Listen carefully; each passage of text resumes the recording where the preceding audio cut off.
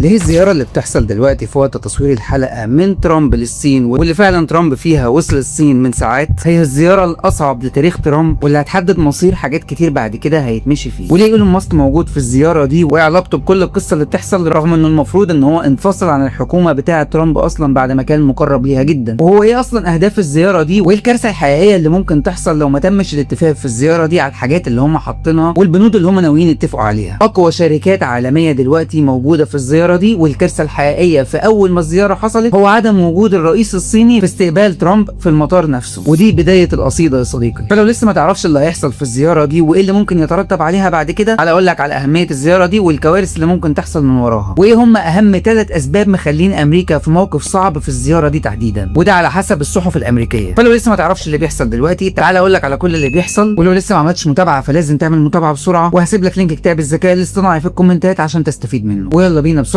فلنبدا. من ساعات قليله الرئيس ترامب وصل على الطياره الرئاسيه بتاعته ومعاه مجموعه من الناس اللي هقول لك عليها في زياره كان متحدد لها من فتره، وهي زياره الصين. وزي ما احنا عارفين الصين كدوله متقدمه عظمى من ضمن دول العالم كلها. طب ليه ترامب دلوقتي رايح الزياره دي وناوي على ايه بالظبط؟ نيويورك تايمز اتكلمت في الموضوع ده وقالت انه الزياره دي هي اصعب زياره بالنسبه لترامب وامريكا، وده عشان 3 محاور هقول لك عليه. اولهم ان امريكا رايحه دلوقتي في زياره للصين وهي مش في موقف القوه اللي كانت فيه قبل كده على مستوى العالم، وده تحديدا خاص بكل اللي حصل مع ايران الفتره اللي فاتت، وقد ايه امريكا بانت قدام العالم كله انها برضو بيحصل فيها حاجات زي ما حصل في ايران، وان كل الهيمنه والبروباجندا اللي كانت معموله قبل كده على انها دوله عظمى على مستوى العالم، ايران قدرت تعمل حاجات عكسها تماما ويبان قدام العالم انه في مشكله حقيقيه في قوه امريكا اللي موجوده حاليا. وعشان كده امريكا دلوقتي اصلا رايحه في موقف غير موقف القوه اللي كانت فيه قبل كده. الحاجه الثانيه وهي الازمات الاقتصاديه اللي موجوده جوه امريكا حاليا، ارتفاع في اسعار الاغذيه وارتفاع في اسعار الوقود، ده غير الاقتصاد العادي بتاع الشركات اللي بدا يقع جوه امريكا بسبب كل اللي بيحصل. وعشان كده وضع امريكا الاقتصادي دلوقتي اقل بكتير من الوضع الاقتصادي اللي كانت عليه قبل كده. والحاجه الثالثه هو انه ترامب حاليا او امريكا مكشوفه عسكريا قدام العالم كله وتحديدا الصين. كلنا عارفين ان الصين من زمان بتتمنى انها تدخل تايوان وتاخدها، واللي واقف في الزور هو ترامب وامريكا عن طريق ان هم حاميين تايوان وحاطين شروط انه الصين ما ينفعش تاخد تايوان. والشروط دي كان من ضمنها قوات المارينز اللي كانت موجوده في اليابان واللي ترامب فعلا سحبها، وهم 5000 جندي من المارينز، واتسحبوا الفتره الاخيره بسبب موضوع ايران، ده غير منظومه الدفاع اللي كانت محطوطه في كوريا الجنوبيه واللي برضه اتسحبت في موضوع ايران. فبالتالي امريكا بقت مكشوفه قدام العالم وتحديدا قدام الصين في موضوع تايوان، لانه ترامب كان سايب الحاجات دي احتياطي لاي حاجه تحصل من الصين في تايوان. وهنا احنا بنتكلم عن زياره تاريخيه لدوله الصين نفسها، اللي هي كانت نفس الدوله اللي داعمه لايران الفتره اللي فاتت،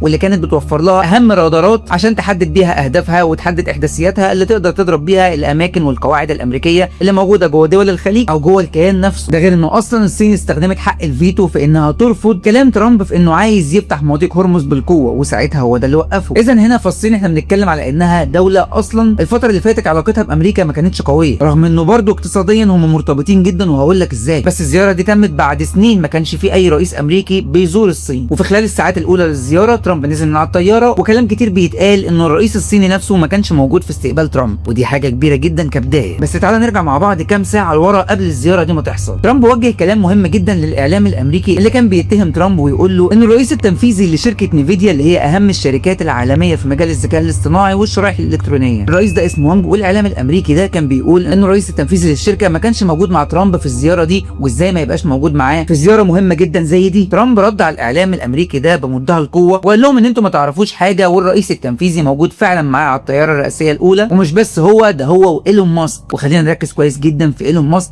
صاحب شركه سبيس اكس اللي هي رائده في مجال الفضاء، وبرضه الصين رائده في مجال الفضاء، ده غير شركات تانية كبيره جدا منهم تسلا الرائده في مجالات الروبوتات والسيارات الكهربائيه. وهنا بنتكلم عن اغنى رجل في العالم ايلون ماسك، ومش بس كده ده معاه كمان 17 رئيس تنفيذي لاهم شركات موجودين في امريكا. طب ايه لازمه البروباجندا دي يا عادل؟ وليه كل الناس دي موجوده في الزياره دي تحديدا؟ عشان نجاوب على السؤال ده تعالى اقول لك هو اصلا ترامب عايز ايه من الصين والصين عايزه ايه من ترامب. الزياره دي ليها اهداف محدده وقويه جدا، وبعد الزياره دي لو الكلام ده ما حصلش في الزياره ممكن الضرب الايراني يرجع اقوى من الاول بشكل كبير. واول اهداف الزياره دي هو انه ترامب يخلي الصين تضغط على ايران عشان تفتح مضيق هرمز، وطبعا لانه عارف ان الصين دوله قويه وليها علاقه كويسه جدا بايران، فهي الوحيده اللي تقدر تخلي ايران تفتح المضيق ده لو الصين تم الاتفاق بينها وبين امريكا. ده غير كميه الاتفاقات اللي هتحصل بين الشركات اللي مع ترامب والشركات الصينيه اللي اصلا كل رؤساء التنفيذيين بتاع الشركات الامريكيه عايزين يستخدموا الصين ويستغلوا التقدم التكنولوجي اللي موجود جوه الصين عشان يعززوا بيه التقدم التكنولوجي اللي موجود جوه امريكا. وعشان كده ايلون ماسك موجود في الزياره دي رغم بعده الفتره اللي فاتت عن ترامب وعن الدائره المقربه ليه، بعد ما كان من اقرب الناس ليه وكان مستشار خاص بيه. ولما حصل مشاكل ما بينهم وبدا يبعد، رغم ان هو اغنى رجل في العالم وعنده كل الشركات دي، بس هو برضه ما زال من اهم رجال الاعمال اللي موجودين واللي ترامب ما يقدرش يستغنى عنهم ابدا، وعشان كده هو موجود في الزياره دي وبقوه. طب رغم كل اللي بيحصل ده، الصين بقى ممكن تستفيد ازاي من الزياره دي؟ ببساطه جدا، الصين عايزه ترفع الحصار الامريكي اللي موجود حوالين ايران واللي فرضها امريكا اليومين دول، لان 11% من الاستيراد الصيني للنفط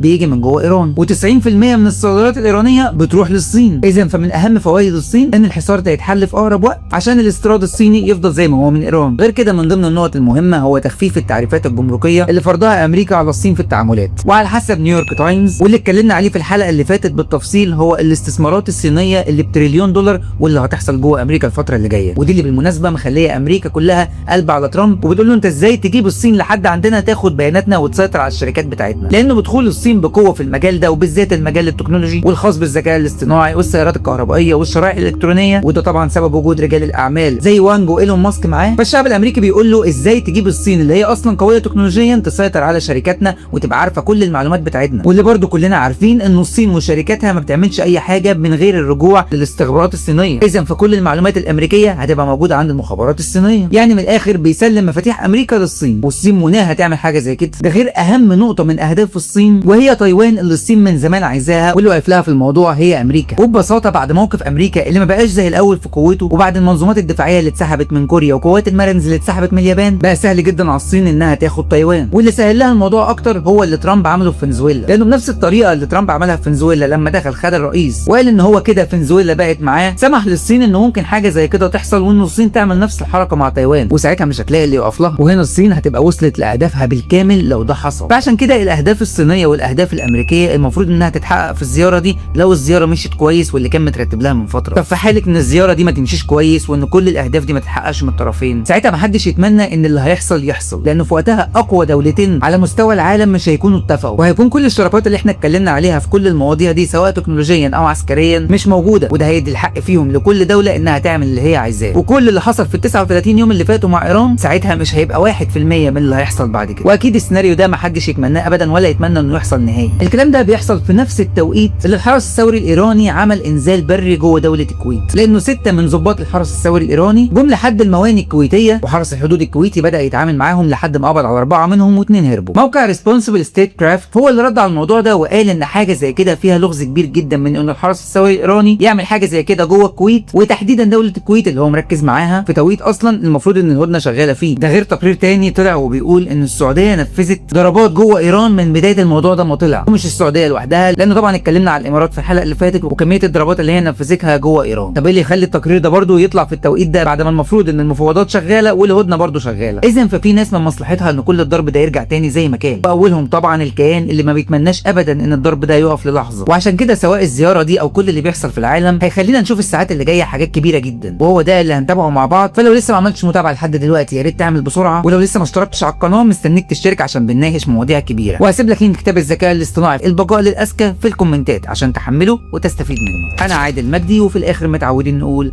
ربنا يسترها.